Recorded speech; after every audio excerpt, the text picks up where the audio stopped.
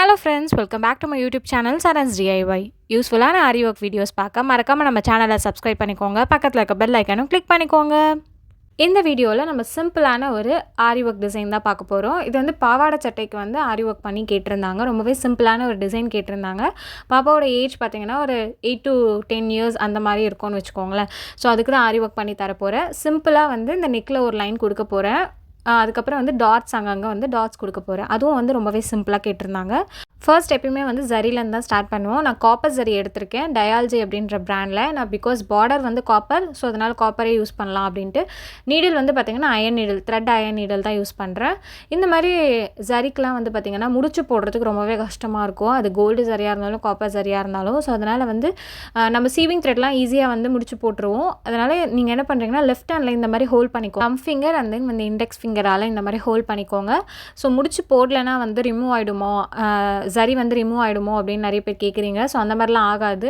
நம்ம அதுக்காக தான் பேக் ஸ்டிச் 2 கொடுத்துட்டு நம்ம வந்து ஸ்டார்ட் பண்ணுறது. அதனால் வந்து ரிமூவ்லாம் ஆகாது ஜரி, நீங்கள் பயப்பட வேணாம். ஸோ இப்போ நம்ம ட்ரா பண்ண லைன் மேலேயே நான் வந்து ஜரி லைன் கொடுக்குறேன். எப்பயும் போல் ஜரி வந்து ஈக்குவலாக எவ்வளோ ஸ்டிச் கொடுக்குறீங்களோ, ஒரு ஜரி வந்து எந்த அளவுக்கு லென்த் எடுக்கிறீங்களோ அதே அளவுக்கு எல்லா ஜரிக்கும் நீங்கள் லென்த் எடுத்துக்கோங்க. நான் வந்து 3 லைன் ஜரி லைன் கொடுத்துருக்கேன். ஸோ நல்லா டார்க்காக ஹைலைட்டாக தெரியும். இந்த பிராண்ட் டயால்ஜி அப்படின்ற பிராண்டோட ஜரி வந்து பார்த்திங்கன்னா ரொம்பவே தின்னாக தான் இருக்கும். ஸோ அதனால் நம்ம வந்து 3 to 4 லைன்ஸ் கொடுத்தோன்னா நல்லா அழகாக இருக்கும் பார்க்குறதுக்கு.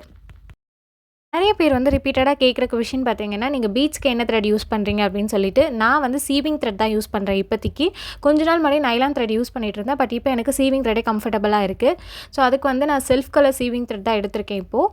அப்படி உங்களுக்கு செல்ஃப் கலர் கிடைக்கல அப்படின்னா நீங்கள் வந்து கோல்டு கூட யூஸ் பண்ணிக்கலாம். ஸோ செல்ஃப் கலர்னால் லைக் கிளாத்தில் என்ன கலர் இருக்கோ அதே நான் யூஸ் பண்ணிப்பேன். அதுதான். ஸோ என்ன பிராண்ட் யூஸ் பண்ணுறேன் அப்படின்னு பார்த்தீங்கன்னா, வர்தமான் அப்படின்ற பிராண்ட் தான் யூஸ் பண்ணுறேன். ஸோ அது நல்லா குவாலிட்டி வைஸ் நல்லாயிருக்கு. சீக்கிரமாக த்ரெட் வந்து அறுந்து போகல. அதனால் அந்த பிராண்ட் தான் நான் இப்போ ரீசெண்டாக யூஸ் பண்ணிகிட்ருக்கேன். இப்போ பார்த்தீங்கன்னா நான் சுகர் பீட் தான் வந்து ஸ்டிச் பண்ணிகிட்ருக்கேன். ஸோ சுகர் பீடும் வந்து காப்பரில் தான் எடுத்திருக்கேன், காப்பர் பார்டர் அப்படின்றதால. என்ன பிராண்ட் யூஸ் பண்ணுறேன் அப்படின்னு நிறைய பேர் கேட்குறீங்க. ஸோ நான் வந்து காப்பருக்கு வந்து ப்ரிஸோ தான் யூஸ் பண்ணுறேன், கோல்டுக்கும் வந்து ப்ரிஸோ தான் யூஸ் பண்ணுவேன்.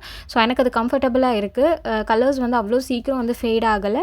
அண்ட் தென் வந்து சைஸஸும் வந்து ரொம்ப ஈவனாக இருக்குது. நிறையா பீட்ஸ் வந்து வேஸ்ட் ஆகலை. ஸோ சுகர் பீட்லன்னு பார்த்தீங்கன்னா நம்ம இப்போ வேறு எதனா பிராண்ட் வாங்கினோன்னா பாதி யூஸ் பண்ணுற மாதிரி இருக்குது, பாதி அப்படியே வந்து வேஸ்ட்டாக போயிடுது. ஒன்று வந்து இந்த நீடில்குள்ளே இன்சர்ட் பண்ண முடியல, இல்லைனா வந்து பார்த்திங்கன்னா கலர்ஸ் வந்து சேஞ்ச் ஆகிறது அதெல்லாம். ஸோ ஆனால் வந்து ப்ரிஸோவில் ஓரளவுக்கு நம்ம ஒர்க் பண்ணுற அளவுக்கு வந்து பார்த்திங்கன்னா நம்ம காசு கொடுத்து வாங்குகிற அளவுக்கு நம்மளுக்கு வர்த்தாக இருக்குது அப்படின்ற மாதிரி ஃபீல் ஆச்சு. நெக்ஸ்ட்டு பார்த்திங்கன்னா 4mm பீட் தான் ஸ்டிச் பண்ணுறேன். ஸோ இதுவும் காப்பர் தான். நிறைய பேர் கேட்குறது என்னென்னா, காப்பர் பீடை வந்து எப்படி நீங்கள் வந்து சூஸ் பண்ணி வாங்குறீங்க, 4mm 3mm அப்படின்லாம் அப்படின்னு கேட்குறீங்க.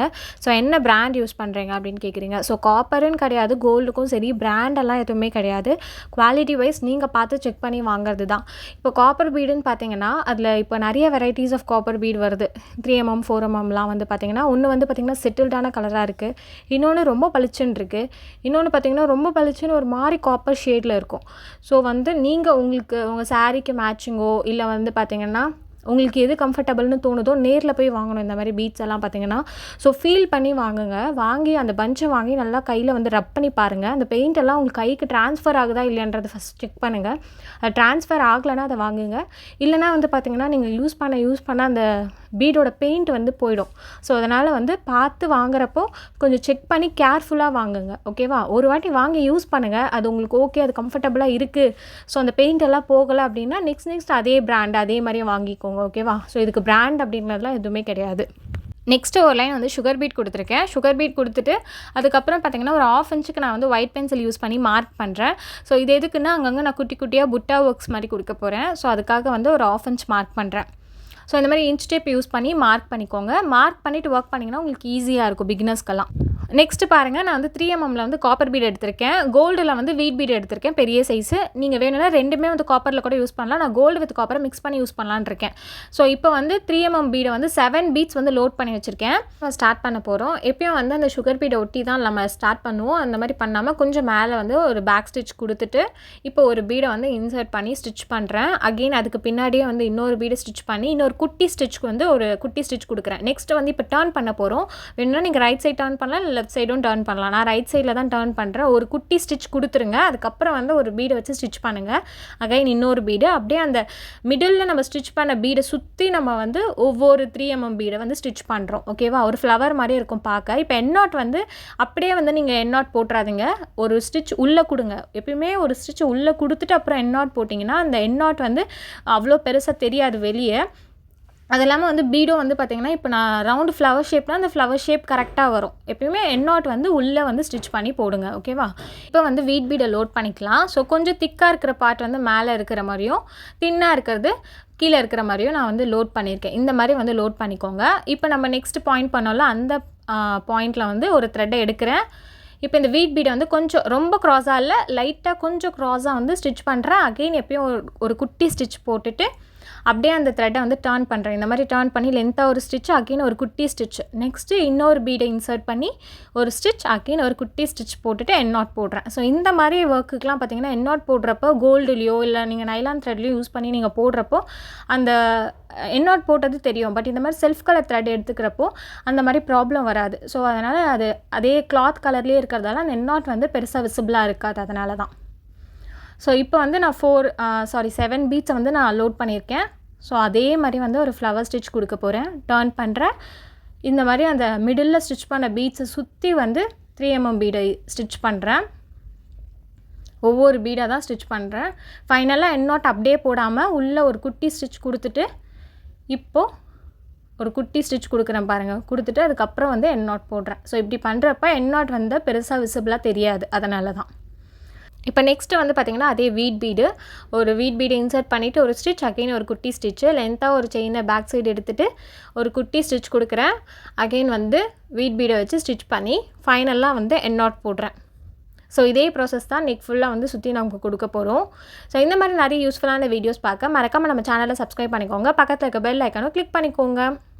இது வந்து பார்த்திங்கன்னா ரொம்பவே சிம்பிளான டிசைன். டைமும் வந்து ஒரு 1 டேலே நம்ம கம்ப்ளீட் பண்ணிடலாம். எப்பயும் நல்ல ஸ்பீடாக ஒர்க் பண்ணுவீங்க அப்படின்னா, இல்லை பிகினராக இருக்கீங்க அப்படின்னா நீங்கள் வந்து ஒரு 2 டேஸ் கூட எடுத்துக்கோங்க. பொறுமையாக பண்ணுங்கள். ரொம்ப ஈஸியான ஒர்க்கு, சீக்கிரமும் முடிஞ்சிடும். ஒர்க்கும் பார்க்கவும் நல்ல ஒரு அழகான ஒரு ஒர்க் மாதிரி தெரியும். ஸோ அதனால் இந்த மாதிரி நிறைய சிம்பிள் டிசைன்ஸ் ஃபஸ்ட்டு நீங்கள் வந்து ஒர்க் பண்ணி ப்ராக்டிஸ் பண்ணுங்கள். ஃபஸ்ட்டு நீங்கள் உங்கள் ப்ளவுஸ்க்கு வந்து ஒர்க் பண்ணுங்கள். உங்கள் ரிலேட்டிவ் ப்ளவுசஸ் அந்த மாதிரிலாம் வாங்கி ட்ரை பண்ணுங்கள் பிகினர்ஸ்னால். அதுக்கப்புறம் வந்து வெளியே கஸ்டமர்ஸ் கிட்ட வாங்கி நீங்கள் ஒர்க் பண்ணுவீங்க. இப்போ பாருங்கள், இந்த வீட் பீடுக்கு மிடில் வந்து கேப் இருக்குல்ல. ஸோ இந்த இடத்துல வந்து நம்ம ஸ்டோன்ஸ் ஒட்ட போகிறோம். ஸோ அதுக்கு ஃபஸ்ட்டு நான் ஃபேப்ரிக் க்ளூ வந்து அப்ளை பண்ணிக்கிறேன். இதுக்கு என்ன ஸ்டோன் எடுத்திருக்கேன் அப்படின்னு பார்த்தீங்கன்னா clip stone, 4mm clip stone தான் எடுத்திருக்கேன். ஸோ நீடிலோட பேக் சைடில் லைட்டாக இந்த மாதிரி க்ளூ அப்ளை பண்ணி இந்த மாதிரி நீடில் எடுத்து ஒட்டுறதுக்கு யூஸ் பண்ணிக்கோங்க. 4mm சைஸ் வந்து கிளிப் ஸ்டோன் எடுத்திருக்கேன், ஒயிட் கலர். ஸோ இந்த நீடலோட பேக் சைடு யூஸ் பண்ணி இந்த ஸ்டோன்ஸ் எல்லாம் அழகாக வந்து ஒட்டி விட்டுடுறேன். ஸோ ஃபைனல் லுக் பார்த்திங்கன்னா ரொம்பவே சிம்பிளாக இந்த மாதிரி தான் இருந்தது. பார்க்கவும் நல்லா அழகாக இருந்தது. So copper and gold bead நம்ம யூஸ் பண்ணியிருக்கோம். ஒயிட் கலர் ஸ்டோன்ஸை யூஸ் பண்ணியிருக்கோம். ஸோ இந்த மாதிரி புட்டாஸில் வந்து பார்த்திங்கன்னா ரொம்ப சிம்பிளாக வந்து ஒரு பீட் வந்து ஸ்டிச் பண்ணியிருக்கேன். ஸோ இது வந்து பாவாடை சட்டை அப்படின்றதால கொஞ்சம் அதிகமாக வந்து புட்டா ஒர்க் கொடுக்குற மாதிரி இருக்கும். ஸ்டிச் பண்ணதுக்கப்புறம் பாவாடை சட்டையோட ஃபைனல் லுக் இது தான். ஸ்லீவ் வந்து பார்த்திங்கன்னா பஃப் ஸ்லீவ் கொடுத்துருக்கோம். பார்டர் வந்து சேம் நெக்கில் கொடுத்து அதே பார்டரே தான் கொடுத்துருக்கோம். இந்த டிசைன் உங்களுக்கு பிடிச்சிருந்ததுன்னா மறக்காம நம்ம சேனலை சப்ஸ்கிரைப் பண்ணிக்கோங்க. ஸோ எதனா டவுட்ஸ் இருந்ததுன்னா கீழே கமெண்ட் பண்ணுங்கள், நான் கிளாரிஃபை பண்ணுறேன். தேங்க்ஸ் ஃபார் வாட்சிங்.